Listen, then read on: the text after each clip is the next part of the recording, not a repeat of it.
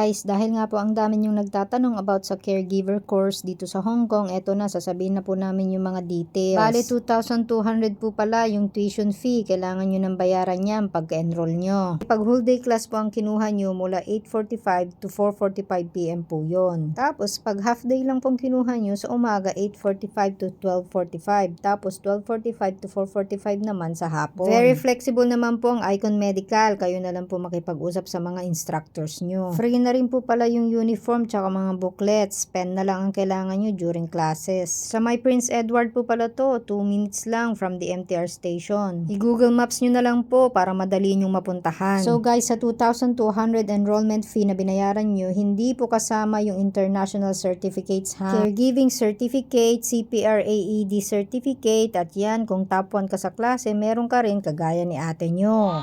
Another bayad po pag gusto nyong makakuha ng City Guilds at International Certificates. Ganun po talaga yun. Kailangan mong gumastos para sa iyong pag-aaral.